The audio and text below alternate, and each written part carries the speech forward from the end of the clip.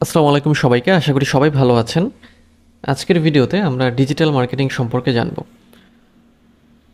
তো digital marketing আসলে কী জিনিস? প্রথমে আমরা একটু এটা জানি।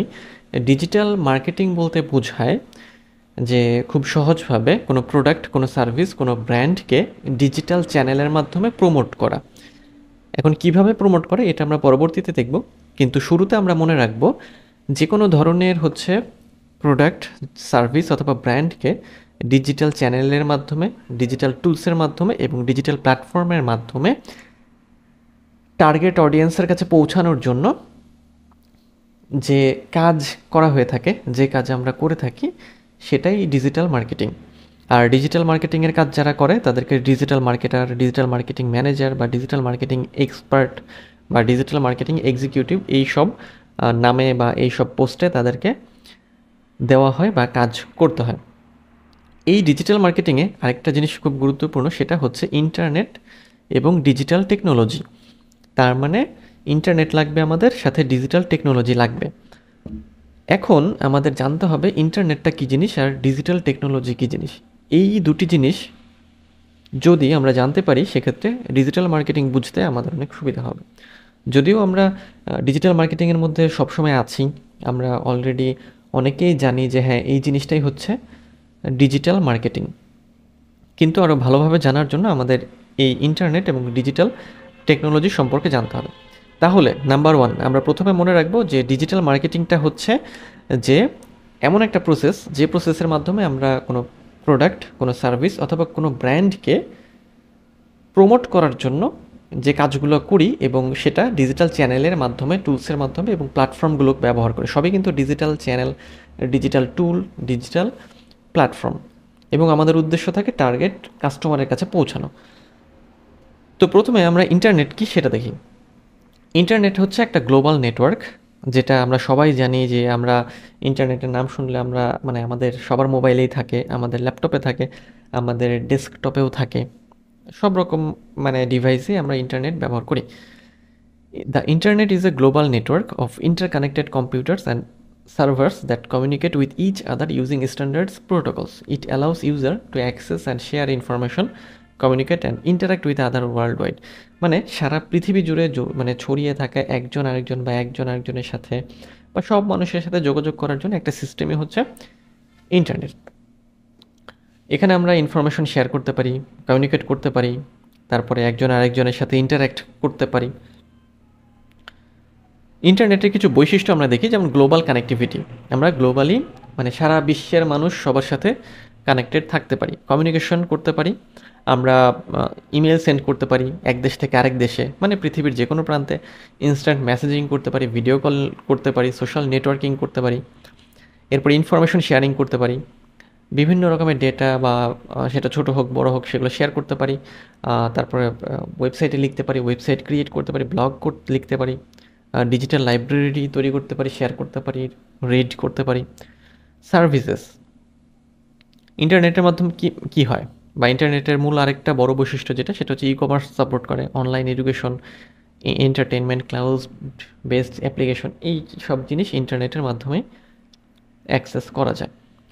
আর কিছু প্রোটোকল আছে, যেমন কিছু প্রোটোকলের মাধ্যমে ইন্টারনেটের কাজগুলো হয়ে থাকে, যেমন এইচটিটিপি, টিসিপি, আইপি, এফটিপি ইত্যাদি।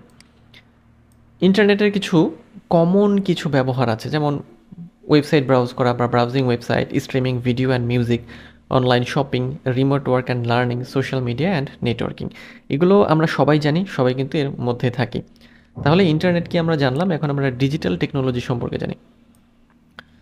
ডিজিটাল টেকনোলজি হলো electronic tools, systems, devices and resources that generate, store or process data. They include both hardware and software that use digital signals. That means binary code for operation. তার digital technology হলো electronic tools, কিছু টুল হতে পারে বা যে কোনো টুল, কোনো systems হতে পারে, ডিভাইসেস হতে পারে, রিসোর্সেস হতে পারে, যেটা কি করে, কি জেনারেট করে, স্টোর করে এবং প্রসেস করে ডেটাগুলোকে। এবং ওটা আমরা হার্ডওয়্যারে ব্যবহার করি, সফটওয়্যারে হার্ডওয়্যার হিসেবেও থাকে, সফটওয়্যার হিসেবেও থাকে, যেটা ডিজিটাল সিগন্যাল ব্যবহার করে কাজ করার জন্য। উদাহরণ দিলে আরও সহজ হবে, যেমন স্মার্টফোন ব্যবহার করি আমরা, আমাদের সবার কাছেই আছে। কম্পিউটার ব্যবহার করি আমরা, ডেস্কটপ হতে পারে, ল্যাপটপ হতে পারে, ট্যাবলেট ব্যবহার করি আমরা, তারপর ওয়্যারেবলস হতে পারে যেমন স্মার্ট ওয়াচেস হতে পারে। এগুলো হচ্ছে ডিজিটাল টেকনোলজি। এখানে কি হয় যে ইলেকট্রনিক টুলস এগুলোর মাধ্যমে আমরা কি করতে পারি, বিভিন্ন ডেটা প্রসেস করতে পারি, মানে ডেটাগুলো এর মধ্যে আমরা দেখতে পারি, শেয়ার করতে পারি, পড়তে পারি, বুঝতে পারি। আচ্ছা, আরও উদাহরণ আছে, আমরা দেখব সফটওয়্যার হতে পারে আরেকটা উদাহরণ, যেমন বিভিন্ন অপারেটিং সিস্টেম, উইন্ডোজ হতে পারে, ম্যাক ওএস হতে পারে, লিনাক্স হতে পারে, উবান্টু হতে পারে, মোবাইল অ্যাপস হতে পারে, যে কোনো mobile apps, video editing tools, machine learning অ্যালগোরিদমসও হতে পারে। নেটওয়ার্কস কী ব্যবহার করা হয় আমাদের এই ডিজিটাল টেকনোলজিতে? ওয়াইফাই, 4G বা 5G, আইওটি বা ইন্টারনেট অফ থিংস।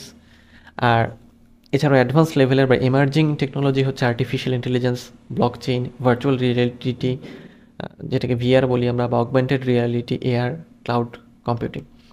তার মানে এই জিনিসগুলো হলো বা এই বিষয়গুলো হলো আমাদের ডিজিটাল টেকনোলজি। এখন আমরা কি করি, এই ডিজিটাল টেকনোলজিটাকে ব্যবহার করে মার্কেটিংয়ের কাজকর্ম করে থাকি। ওকে, সো এখন আমরা যেটা জানবো সেটা হচ্ছে যে এই ইন্টারনেট আর ডিজিটাল টেকনোলজি কিভাবে রিলেটেড। মূলত ইন্টারনেট এবং ডিজিটাল টেকনোলজি একটা আরেকটার হচ্ছে পরিপূরক। কারণ ডিজিটাল টেকনোলজির মাধ্যমে আমরা ইন্টারনেট ব্যবহার করি, আবার ইন্টারনেট আছে দেখে আমরা ডিজিটাল টেকনোলজিকে ব্যবহার করতে পারি। ইন্টারনেট না থাকলে এটা ব্যবহার করার কোনো লাভ নেই, আবার টেকনোলজি, ডিজিটাল যে টেকনোলজি আছে ওইটা ইন্টারনেট ছাড়াও ব্যবহার করা যাবে না। সো আমাদের এটা খুবই প্রয়োজন। তাহলে ডিজিটাল মার্কেটিং সম্পর্কে আমরা কিন্তু এখন একটা ভালো ধারণা পেলাম, এবং আমাদের মাথায় রাখতে হবে সেটা হচ্ছে যে যখনই ডিজিটাল মার্কেটিংয়ের কথা আসবে আমরা অবশ্যই ইন্টারনেট এবং ডিজিটাল টেকনোলজি এই দুইটি টার্ম আমরা অবশ্যই মাথায় রাখবো।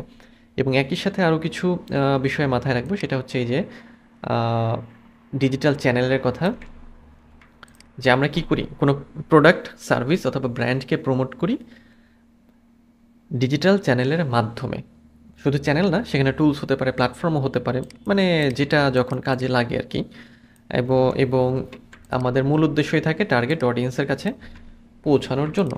ফেসবুকে আপনি যে ধরনের কন্টেন্ট দেখেন বা যে পোস্টে আপনি বেশি সময় খরচ করেন, ওই রিলেটেড অ্যাডই আপনার সামনে আসে বা আমাদের সামনে আসে। এটা কিন্তু আমরা দেখি। এছাড়া মানে আমরা অনলাইনে যেমন অ্যাক্টিভিটি করি সেই রিলেটেড অ্যাড বা সেই ধরনের কন্টেন্ট আমাদের সামনে আসে। আর এই অ্যাড বা এই কন্টেন্ট আমাদের সামনে নিয়ে আসার পেছনে যারা কাজ করে তারাই ডিজিটাল মার্কেটার।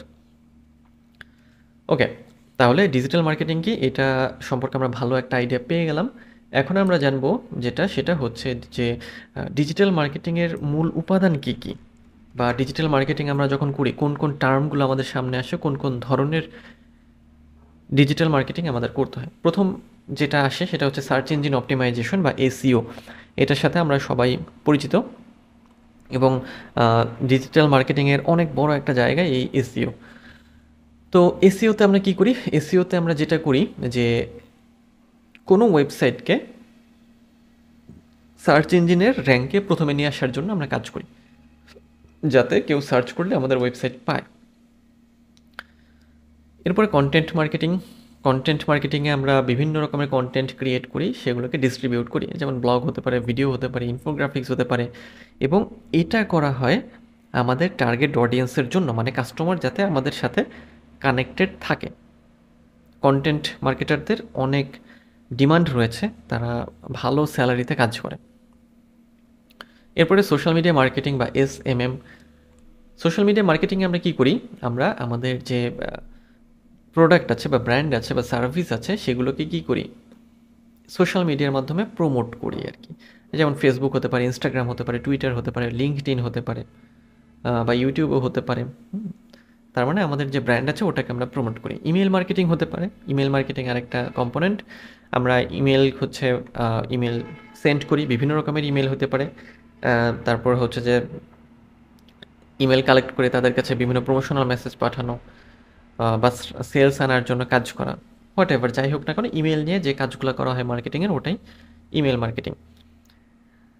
পেপার ক্লিক আছে বা PPC, যেমন গুগল অ্যাডস বা ফেসবুক অ্যাডস। আমরা কি করব, যে কেউ যখন ক্লিক করবে মানে প্রতি ক্লিকের বিনিময়ে আমাদের হচ্ছে যে গুগল বা ফেসবুককে পে করতে হবে যে অ্যাডের জন্য।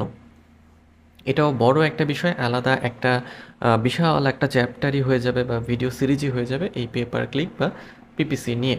অ্যাফিলিয়েট মার্কেটিং আছে, যে আমরা কি করি, যে অ্যাফিলিয়েটদের সাথে যুক্ত হয়ে অ্যাফিলিয়েট মার্কেটিংটা করি। যারা অ্যাফিলিয়েট মার্কেটিং মানে যে আমি আরেকজনের সাথে যুক্ত হয়ে মার্কেটিং করব। আপনারা অনেক সময় দেখেন যে অমুক লিঙ্কে ক্লিক করে যদি আপনি পারচেস করেন এত পার্সেন্ট ডিসকাউন্ট পাবেন, বা এই ক্লিক থেকে কিনেন, সেক্ষেত্রে যে লিঙ্কটা দিয়েছে, যে অ্যাফিলিয়েশন করেছে, সে হচ্ছে যে একটা কমিশন পায়। ইনফ্লুয়েন্সার মার্কেটিং, কোনো ব্র্যান্ডকে প্রমোট করার জন্য কোনো ইনফ্লুয়েন্সারের সাথে হচ্ছে যে এঙ্গেজ হয়ে যে মার্কেটিং করা হয়, ওটাই ইনফ্লুয়েন্সার মার্কেটিং। ভিডিও মার্কেটিং আছে, আমরা ভিডিও কন্টেন্ট তৈরি করে কাস্টমারদের সাথে এঙ্গেজ হতে পারি। যেমন ভিডিও শেয়ারিং প্ল্যাটফর্মের মধ্যে জনপ্রিয় হচ্ছে ইউটিউব আছে, টিকটক আছে, বা ইনস্টাগ্রাম রিলস আছে। এরপরে অ্যানালিটিক্স অ্যান্ড ডেটা, আমরা কি করি, বিভিন্ন রকমের টুলস দিয়ে ডেটাগুলোকে অ্যানালাইসিস করি, যেমন গুগল অ্যানালিটিক্স। এছাড়াও আরও অনেক টুলস আছে যেটাতে আমরা কী করতে পারি, যে আমাদের ক্যাম্পেইনের যে রেজাল্ট, ক্যাম্পেইনের যে কাজকর্ম, সেগুলোকে অপটিমাইজ করতে পারি, সেগুলো সম্পর্কে ইনফরমেশন পেতে পারি। মোবাইল মার্কেটিং, মোবাইল মার্কেটিংয়ের ক্ষেত্রে আমরা মোবাইলের জন্য আমাদের কন্টেন্টগুলোকে অপটিমাইজ করি, মোবাইলের মাধ্যমে আমাদের অডিয়েন্সের কাছে আমরা পৌঁছাই। সেটা যে কোনো কন্টেন্ট হতে পারে, অ্যাপসের মাধ্যমে হতে পারে, অথবা এসএমএস মার্কেটিং বা এমএমএস মার্কেটিংয়ের মাধ্যমে হতে পারে। তো এই জিনিসগুলো হচ্ছে বা এই বিষয়গুলো হচ্ছে ডিজিটাল মার্কেটিংয়ের প্রধান প্রধান কম্পোনেন্টস। তাহলে আমাদের কম্পোনেন্ট কী কী হলো? সার্চ ইঞ্জিন অপটিমাইজেশন বা SEO, content marketing, social media marketing, email marketing, pay per click, affiliate marketing, এরপরে influencer marketing, video marketing, analytics and data, এবং মোবাইল মার্কেটিং। ডিজিটাল মার্কেটিং আসলে কেন ইম্পর্টেন্ট বা কেন আমাদের এটা জানা দরকার? প্রথম বিষয় হচ্ছে ওয়াইডার রিচ। ডিজিটাল মার্কেটিংয়ের মাধ্যমে আমরা গ্লোবাল অডিয়েন্সের কাছে পৌঁছাতে পারি, যেটা আমাদের ওয়াইডার রিচ এনে দেয়। কস্ট ইফেক্টিভ, খরচ অনেক কম। পুরাতন ট্র্যাডিশনাল মার্কেটিংয়ের তুলনায় এখানে খরচ অনেক কম হয় এবং টার্গেট অডিয়েন্সের কাছে খুব সহজে পৌঁছানো সম্ভব। মেজারেবল রেজাল্টস, এখান থেকে আমরা যে রেজাল্টগুলো পাই সেগুলো আমরা পরিমাপ করতে পারি বা মেজার করতে পারি, এবং দেন অপটিমাইজ করে আরও ভালো রেজাল্ট নিয়ে আসতে পারি।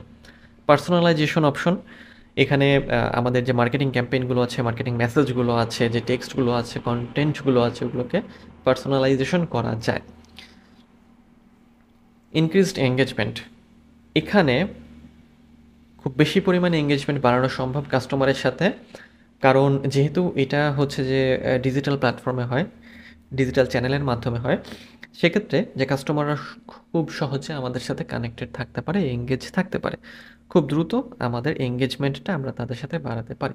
এই জন্যই বড়সড় ব্র্যান্ডের দেখবেন যে অনেক বেশি ফলোয়ার থাকে বা সাবস্ক্রাইবার বা ফ্যান ফলোয়ার থাকে।